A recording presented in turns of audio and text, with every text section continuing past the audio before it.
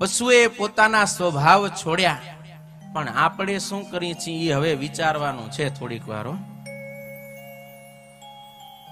પશુઓ પોતે જન્મજાત વૈરી સ્વભાવ વાળા છે, વેર ઝેરને ભૂલીને સાથે રહી શકે, પણ આજે એવો કપરો કાળ આવ્યો કે હગા બાપના જણ્યા બે ભાઈ ભેગા રહી શકતા નથી.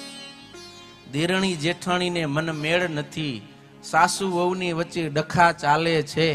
આપણે માણસ છીએ, ભગવાને આપણને બુદ્ધિ આપી છે, અક્કલ આપી છે, છતાંય પણ આપણે સાથે હળી મળી અને પ્રેમથી રહી શકતા નથી. ઈર્ષા, અદેખાઈ, રાગ, દ્વેષ, મારું તારું, કજિયો, કલહ, કંકાસ, આની અંદર કકડીને જીવ દુખી થઈ જાય છે.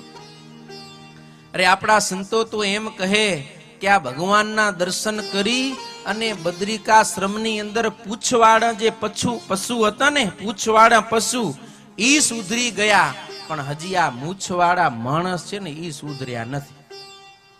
અને ચોટલા વાળાની તો વાત જ ના કરાયો કે માણસને કેવું પડે કે ભાઈ તો માણસ થા, કેવું પડે કે ના કેવું પડે? ક્યારેક ને ક્યારેક તમને કોકે કીધું હશે ભાઈ માણા થા, માણા, તો એ ના મને એલા એ હવે તો કજિયો કંકાસ પડ્યા. ભગવાન નરનારાયણ દેવ આવા દિવ્ય પવિત્ર સંતો બહેનોને, આવા દિવ્ય જીવન જીવવા વાળા સાંખ્યોગી માતાઓ, આવા હરિભક્તોનો સાથ સહકાર અને આટલો દિવ્ય સત્સંગ હોવા છતાંય જો આપણા સ્વભાવો ન ટળે અને આપણે આવા ઉત્સવ સમયમાં સત્સંગમાં મંદિરમાં બીજે ત્રીજે ડખા કરીને ઊભા હોય તો સત્સંગી તરીકે આપણે ઈ શોભે નહીં. બહુ વિચાર કરો. ઘર પરિવારની અંદર આજે ખબર નથી પડતી કે કોણ મારા મિત્ર છે ને કોણ દુશ્મન છે. એક રિટાયર સૈનિક, આર્મી ઓફિસર રિટાયર થયા એટલે ગામમાં રહેતા હતા. એને કોઈક સજ્જન વ્યક્તિએ પૂછ્યું કે તમે સરહદ ઉપર પણ ઘણું જીવન ગાળ્યું અને હવે તમે આ સમાજમાં ઘર પરિવારની અંદર જીવન ગાળો છો, તો તમે બે પ્રકારનું જીવન જીવ્યા, એ બે પ્રકારના જીવનમાંથી તમને કયું જીવન સારું લાગ્યું? એટલે સૈનિકે કહ્યું કે મને સરહદ ઉપરનું જીવન છે ને એ બહુ સારું લાગ્યું. ત્યારે ઓલા સજ્જન વ્યક્તિએ પૂછ્યું કે સરહદ ઉપર તો દુશ્મનો હોય, યુદ્ધ થાય, ગોળીબાર થતો હોય, બોમ્બ ફૂટતા હોય, અને તમને એ જીવન સારું લાગ્યું? એના કરતા તો અહીંયા ઘણી શાંતિ છે, આના કરતા તમે એ જીવનને કઈ રીતે સારું કહો છો? ને એ વખતે સૈનિકે સરસ જવાબ આપ્યો કે ભાઈ, હું સરહદ ઉપર હતો ને ત્યારે મને ખબર હતી, નક્કી હતું કે મારી સામે પક્ષમાં જે છે ને એ મારા બધાય દુશ્મન છે અને મારી પડખે ઊભા છે ને એ બધાય મારા મિત્ર છે. એ ખબર હતી, નક્કી હતું, પણ હારું ઘરે તો ખબર જ નથી પડતી કે કોણ હગો ને કોણ દુશ્મન. એમ એક જ ઘરની અંદર રહીએ છીએ છતાંય ઘરની અંદર નક્કી નથી કે સામે પક્ષમાં છે કોણ. એમ માટે આના કરતા તો એ સરહદી જીવન બહુ સારું હતું કે નક્કી હતું કે સામે વાળા દુશ્મન ને બાજુમાં છે એ મિત્ર. એ તો હગા હે ઈ જ પાટિયા ભૂસી નાખે આપણા હમુરા. માટે આ સત્સંગી જીવનની કથા આપણને સૌને હળી મળી સંપીને રહેતા શીખવાડે છે. જો કે વાલા ભક્તો, આપણી ભારત દેશની સંસ્કૃતિ તો એવી છે કે વસુધૈવ કુટુંબકમ, આખા વિશ્વને, આખી દુનિયાને આપણે કુટુંબ માનવાની ભાવના ધરાવી છે. પણ ધીરે ધીરે કરતા ભાવના આપણી ભૂલાતી ગઈ અને આજે આપણા પરિવારને પણ આપણે કુટુંબ નથી માની શકતા. આજે પરિવાર પણ વેર વિખેર થઈ ગયા છે, કારણ કે આપણી વિચારધારા બદલાઈ ગઈ. પેલા પરિવારનો પાયો હતો પ્રેમ અને બલિદાન, એકબીજાની સાથે પરસ્પર પ્રેમ હતો, એકબીજા માટે બલિદાન આપવાની ભાવનાઓ હતી. જ્યારે આજે પ્રેમ અને બલિદાનનું સ્થાન આવશ્યકતા અને ઉપયોગિતાએ લઈ લીધી. પરિવારની અંદર સંબંધ ત્યાં સુધી જ રહે કે ઈ મને કેટલો ઉપયોગ થાય છે, ઈ મને કેટલો ઉપયોગી થાય, મારે એની કેટલી આવશ્યકતા જરૂરિયાત છે, એ જરૂરિયાત અને ઉપયોગિતા મુજબ આપણે ઘરની અંદર એકબીજાની સાથે સંબંધ રાખી. પણ બિલકુલ નિસ્વાર્થ પ્રેમ અને બલિદાનની ભાવના એ હવે આપણે કંઈક ગુમાવી બેઠા છે. એક વ્યક્તિને આપણે વસ્તુ ગણી અને જ્યાં સુધી એના દ્વારા લાભ મળે ત્યાં સુધી લાભ લઈ અને પછી યુઝ એન્ડ થ્રો ફેંકી દેવાની. યુઝ એન્ડ થ્રો ગ્લાસ આવે ને, પાણી પી લીધું પછી થ્રો કરી દેવાનું, ઘા કરી દેવાનું. એમ જ્યાં સુધી વડીલો થકી આપણને લાભ થતો હોય ત્યાં સુધી લાભ લઈએ. હવે એમ થાય કે હવે આના થકી કાંઈ લાભ નથી એટલે કર્યો ઘા. ભાઈ, વસ્તુને તમે યુઝ એન્ડ થ્રો કરો એ ચાલે, પણ વ્યક્તિને જ્યારે આપણે વાપરીને ફેંકી દઈએ ને પછી આપણા પરિવાર છે ને એની અંદર સુખ શાંતિ રહેતી નથી. માટે દરેકે વિચાર કરવો જોઈએ કે આપણા પરિવારની અંદર સંપ સુખ શાંતિ કઈ રીતે વધે. આપણી સંસ્કૃતિનો વારસો આપણે ક્યાંક ભૂલી ગયા છીએ, જેને કારણે આપણા પરિવારો વિખાય છે. ચિંતકો એમ કહે છે કે આજે દિન પ્રતિદિન સારા સારા મકાનો ચણાય છે, પણ અંદર રહેનારા પરિવારો છે ને એ વિખરાતા જાય છે. સાચું ખોટું?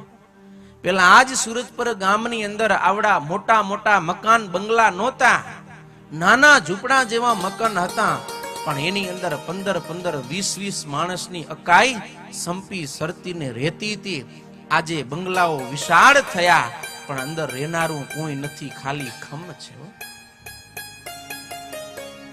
આપણા પરિવારો વિખાતા જાય છે, દૂર થતા જાય છે. આજે ગામની અંદર સારામાં સારા રોડ થયા, મકાનો થયા, શોપિંગ સેન્ટર, હોસ્પિટલો, ખાવાનું પહેરવાનું આ બધું સારું થયું, પણ આ બધું જેના માટે ઉપયોગી છે ને એવા પરિવારની અંદર સંપ છે ને એ ચાલ્યો ગયો. આજે તમે ઘર બનાવો ને તો બધું સેટ કરો, હા ખબર ને, બધું એમ એકદમ વેલ સેટ ખપે, અપસેટ કાંઈ ના ચાલે. એમ ઘર બનાવે પછી સોફા સેટ લઈ આવે, ડિનર સેટ, ડાયમંડ સેટ, બધું સેટ હોય, પણ પરિવારના સભ્યો ઈ બધા અપસેટ હોય, એમાં હમરું સેટિંગ ન હોય. પછી મેચિંગ કરે, એમાં બહેનોને મેચિંગ વધારે ફાવે. ઘર બને પછી ઘરનો કલર મનગમતો હોય ને એવો કલર કરે,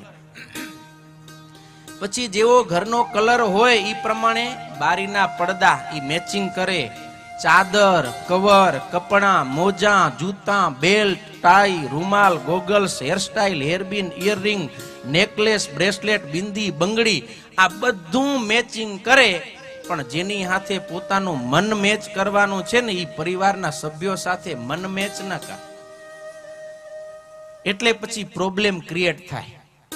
માટે ઘરમાં કદાચ સેટ થાય વસ્તુ પદાર્થ કે ન થાય એ મહત્વનું નથી, ઘરમાં બધી વસ્તુ મેચ થાય કે ન થાય એ વસ્તુનું મહત્વ નથી, પણ પરિવારના સભ્યોની સાથે આપણું મન મેચ થાય, આપણું જીવન સેટ થાય ને ત્યારે આપણને એ ઘર પરિવારની અંદર જીવન જીવવાની મજા આવે, આનંદ આવે.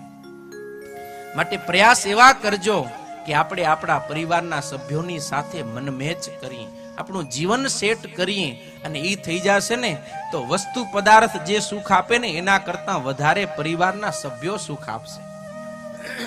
અને પરિવારના સભ્યોની સાથે મન મેચ ન હોય, કંઈક ખાઈ લીધું હાજે અને પછી ડખો થયો અને તમે સરસ મજાના લાખ રૂપિયાના ગાદલામાં હુવા જાઓ, એસી ચાલુ કરો, ઊંઘ આવે? આવે? ઊંઘ ના આવે. પણ મન સેટ હત, ડખો ન હત, હાજે જમી વાડું કરીને 15-20 મિનિટ તમે બેઠા ને એવી મોજથી તમે અલક મલકની વાતો કરી હોય અને તમે હુવા જાવ ને ચટાઈ પાથરીને હુઈ જાવ ને તોય મોજથી ઊંઘ આવે. માટે વસ્તુ પદાર્થ સુખ સુવિધા આપણને સુખ નહીં આપે, સુખ આપશે ને તો એ પરિવારના સભ્યો છે એ. માટે એની સાથે આપણે મન મેચ કરવું, જીવન સેટ કરવું. અને હવેનો સમય તો બહુ કપરો છે. તમે વડીલો તો બધા એ આવું સંયુક્ત પારિવારિક જીવન જીવ્યા,